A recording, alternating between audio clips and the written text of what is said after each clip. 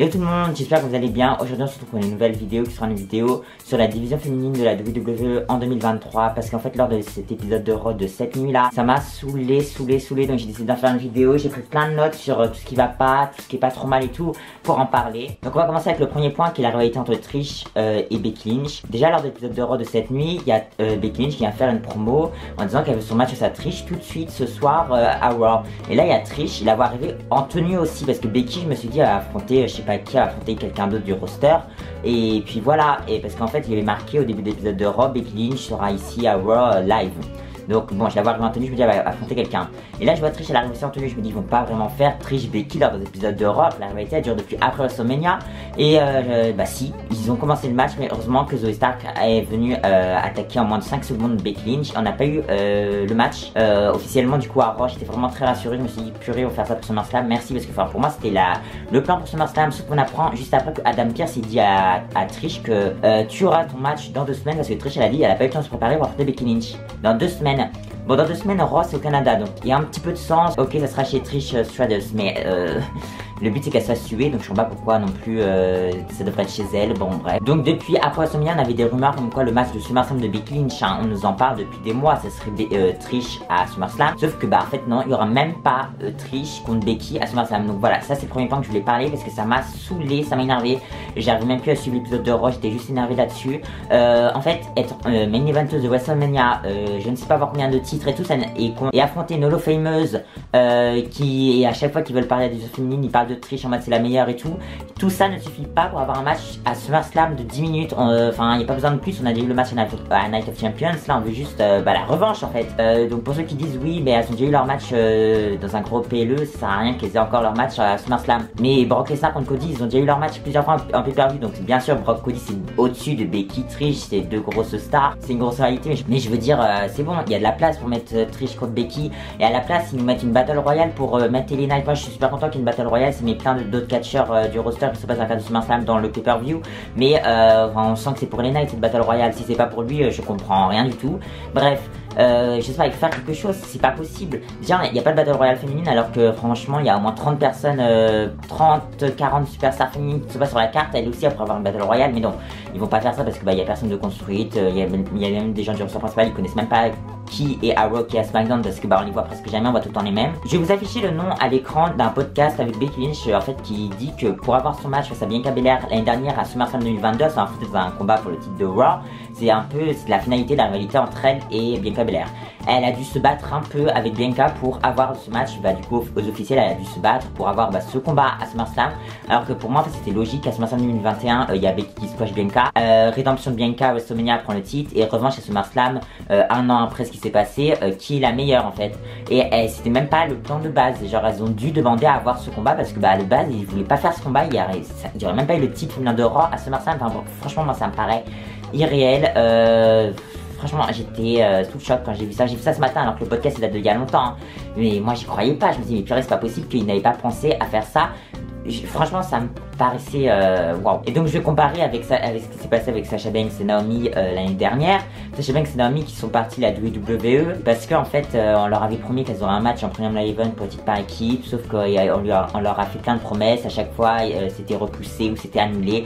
Bref, elles en ont eu marre, elles sont parties. Moi, j'étais un peu déçue qu'elles soient parties. Je me dis, mais c'est bon là, c'est pour un match pour titre par équipe et tout. J'étais un peu saoulée aussi qu'elles partent. Mais en fait, quand je vois ça, que Becky Lynch et Bianca, 2 grosses stars féminines, ont dû se battre pour avoir un match à SummerSlam pour un titre, franchement, je me demande ce qu'elles ont fait Sasha Banks et Naomi pour rester aussi longtemps en tant que championne par équipe, en demandant des trucs, en fait, des programmes pour leur ceinture. Ok, les programmes étaient là, mais ça durait jamais longtemps. C'était tout le temps des programmes un peu nuls en plus. Et donc elles se sont battues pendant plusieurs semaines en tant que championne par équipe. Après, elles ont abandonné. Moi, je comprends totalement ce qu'elles ont fait finalement. Parce qu'au début, je comprenais, mais j'étais un peu là. Enfin, c'est quand même beaucoup, mais en fait, je comprends totalement. Et même moi, là, ce qui me choque le plus, c'est qu'on est dans l'ère Triple H. Même s'il y a Vince McMahon qui est un peu aux alentours. Bref, c'est surtout Triple H qui gère la WWE dans les idées créatives. Et Triple H en fait c'est pas mieux que Vince, parce que Vince McMahon il y avait quelque chose. À chaque fois que je regardais Raw, il y avait pratiquement tout le roster féminin de Raw. C'était pas beaucoup, elles étaient moins d'une dizaine, mais à chaque fois on les voyait presque toutes. Là à Raw, elles sont énormes.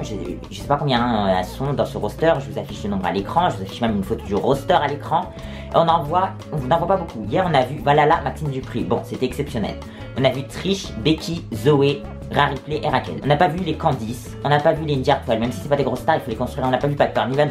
Bref, on n'a pas vu grand monde. On a vu des vignettes avec Ronda Rousey et Shayna Baszler parce que ça c'est une super rivalité. Deuxième point, je comprends pas pourquoi ils bookent pas mieux la division féminine, alors que en fait à chaque fois qu'ils la bookent c'est souvent des trucs bons. Par exemple Shayna Baszler, Ronda Rousey, c'est une super rivalité. Et puis même on peut voir sur les audiences qui sortent sur Twitter, on voit les audiences très précises avec chaque segment, combien il a fait de spectateurs et tout ça. À chaque fois on voit à SmackDown que c'est la division féminine qui est souvent le deuxième segment le plus vu après le segment de la Bloodline avec Roman Reigns. Donc forcément Roman Reigns c'est le numéro 1, mais genre Bianca Belair, Charlotte Flair contre Sonya Deville et Chelsea Green, c'était le truc le plus vu de SmackDown en deuxième après le segment de Roman Reigns. Même le main event n'a pas eu des audiences aussi hautes que ce match. Donc franchement je comprends pas pourquoi il a pas mis la division féminine, parce qu'elle fait des audiences, donc il n'y a pas d'excuse de comme quoi la division féminine ça fait pas les audiences, du coup ils en bookent pas beaucoup. Franchement c'est faux. Bianca Belair, quand c'est une star, elle était comme des Candice LeRae et tout ça à Raw, elle faisait que perdre et tout ça pendant le Performance Center. Après elle a été draftée à SmackDown, elle a commencé petit à petit à avoir des programmes, à gagner le Rumble. Bref, c'est comme ça qu'on construit une star. Ils peuvent en construire d'autres, des stars féminines. Ok, ils en ont construit quelques nouvelles cette année, enfin l'année dernière même, avec Liv Morgan, mais ils font pas ça beaucoup en fait. Troisième point, on va parler du règne de Rhea Ripley, parce que en fait Rhea Ripley pour moi c'est une des meilleures catcheuses féminines au main roster, même à toute la WWE je pense, mais tout ce qu'on lui donne, tout ce qu'on lui dit de faire, elle fait super bien, le Judgment Day et tout. Moi je la trouve super bien, enfin je la trouve super fun. Après c'est juste pas ma cam de catcheuse parce que c'est un peu la gimmick, enfin c'est pas trop mon truc, même si j'aime bien Rhea Ripley quand il y a en action, je suis super content. C'est juste pas ma cam de gimmick, mais j'aime bien Rhea Ripley. Sauf en fait son règne, elle défend jamais son titre. Apparemment il y avait des plans comme quoi elle devait squasher Zelina Vega à Puerto Rico, donc en fait il savait déjà qu'en mettant Rhea Ripley championne, ça allait juste être des squash matchs.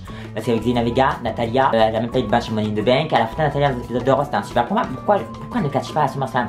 Je me dis en fait que Raquel Rodriguez déjà elle a une fausse blessure à la jambe. Raquel elle est construite tellement forte qu'à chaque fois qu'elle doit avoir un match de championnat elle est blessée. Quand elle a fait Ronda Rousey l'année dernière à SmackDown, elle était blessée au bras. Là elle est blessée à la jambe.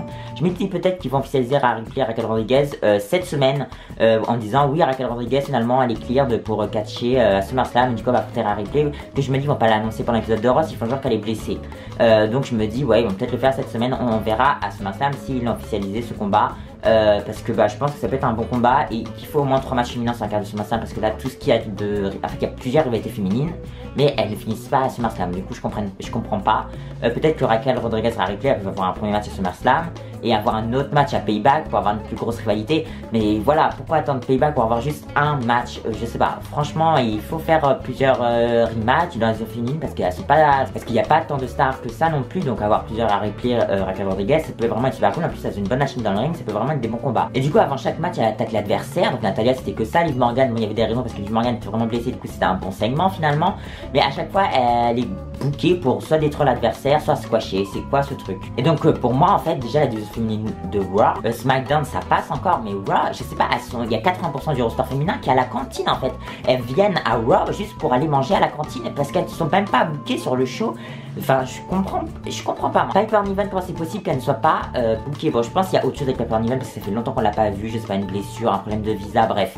Mais Tegan Nox, même Xia Li, bon Xia Li je crois elle est un peu bof dans le ring, même si elles sont pas super bonnes dans le ring, il y en a beaucoup à Raw, il y en a quand même qui sont pas trop mal comme Tegan Nox. Moi je trouve que ça va dans le ring franchement. Même Emma, je comprends pas pourquoi elles sont pas bookées dans des programmes à Raw, et comme ça les gens ils découvrent Emma, Tegan Nox et tout. C'est sûr qu'ils vont pas réagir à Tegan Nox quand elle va arriver lors d'un épisode de Raw comme ça, s'ils la mettent face à Rhea Ripley. Il faut les construire ces superstars. Donc par exemple Tegan Nox c'est un programme avec Xia Li, elle gagne ce programme et après petit à petit elle affronte des Becky Lynch et tout ça, même si elle perd.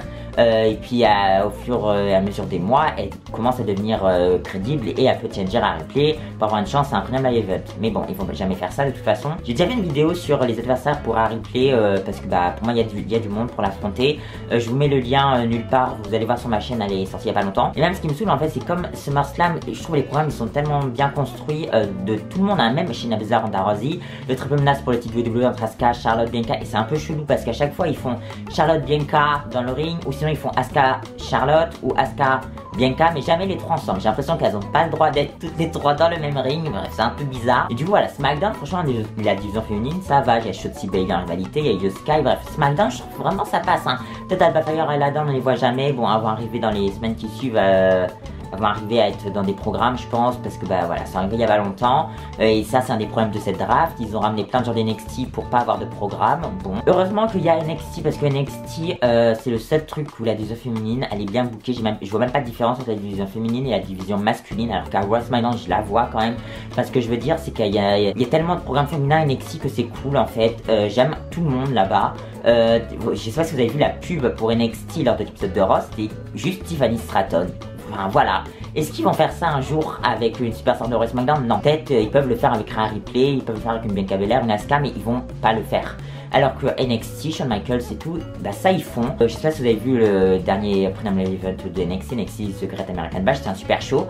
Il y a eu un Weapons Wild match entre Roxanne Perez et Blair Davenport, un match de stipulation et une rivalité mais super cool. Elles se sont attaquées dans un supermarché pendant une interview dans une conférence, je sais pas trop c'était quoi.